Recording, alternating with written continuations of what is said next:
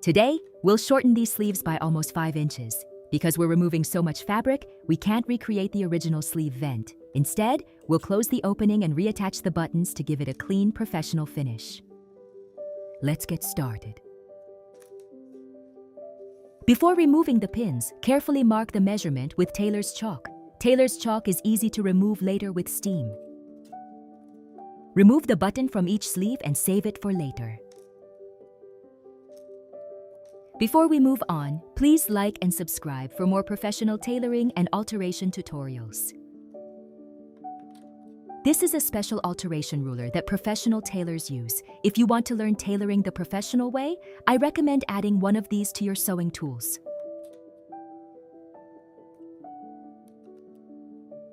Leave 1 3/4 inches, then cut off the excess fabric.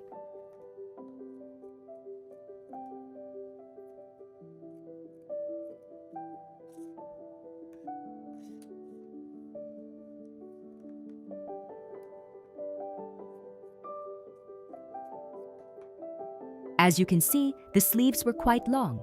I left a 1 3/4 inch seam allowance, then cut away the excess fabric, including the lining at the same time. Now I'll open the lining seam to access the inside of the sleeves.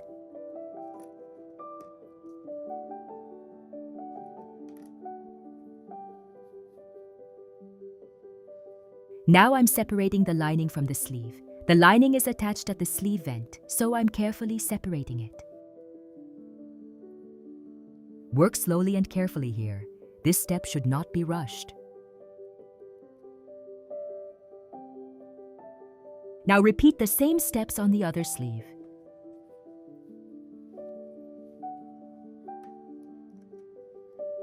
Pay close attention to this step. This is the most important part, so pay close attention. Follow the chalk line, fold the fabric neatly to the inside, and secure the fold with safety pins at both sleeve seams.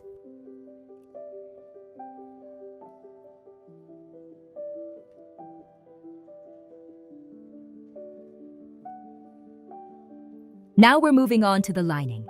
Reach inside through the shoulder, gently pull the sleeve lining down, and smooth it out. Leave about 1/2 inch beyond the finished sleeve length, then cut off the excess lining. When we separated the lining from the sleeve, it left about a 1/2 inch opening in the lining. We'll close that opening later. Repeat the same process on the other sleeve.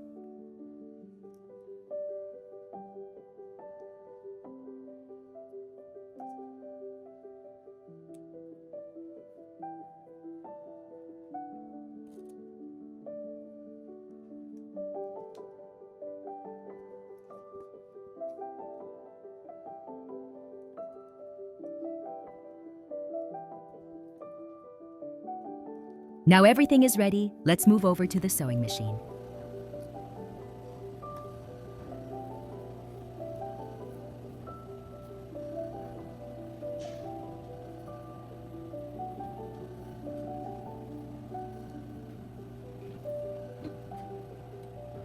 First, I sew a 1/2 inch seam at the edge of the sleeve to hold everything in place.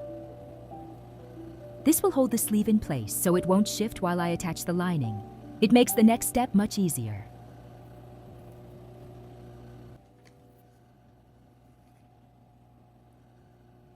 There was a 1/2 inch opening in the lining, so I closed it first.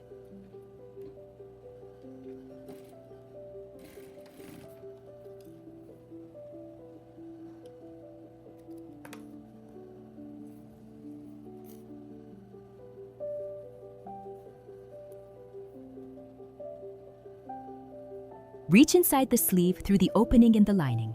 Carefully match the sleeve seam with the lining seam. Make sure both seams line up perfectly. Leave about a 1/2 inch of the lining extending beyond the sleeve edge, then stitch all the way around.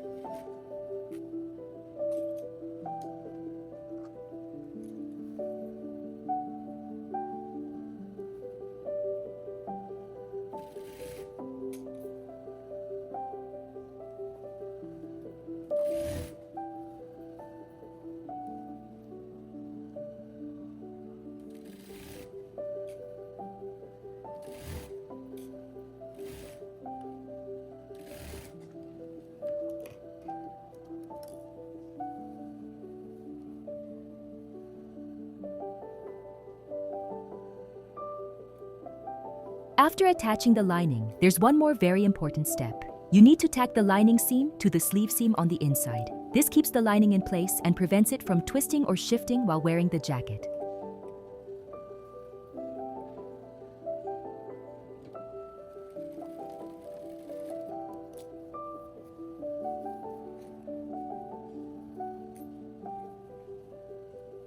As you can see, the seam is securely tacked, keeping the lining in place. Now it's time to close the lining.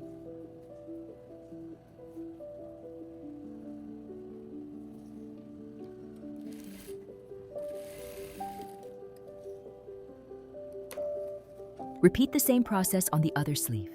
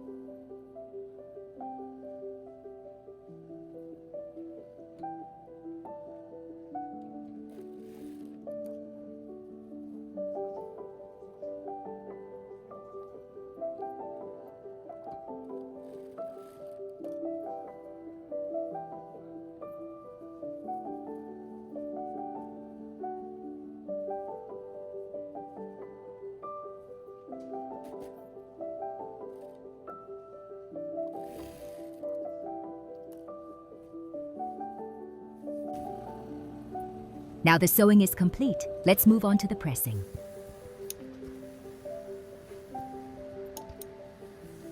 Now I'm giving the sleeve a good steam to set everything in place. At the same time, I check for any loose threads and make sure everything looks neat.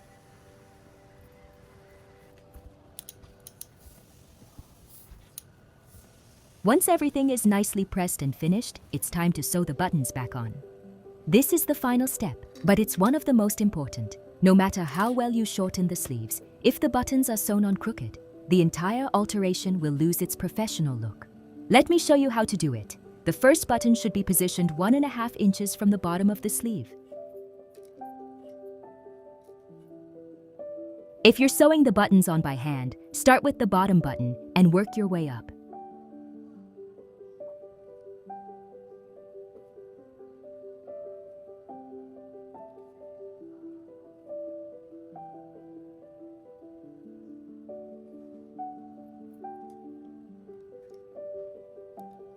That's it! The sleeve alteration is complete, and it looks clean and professional.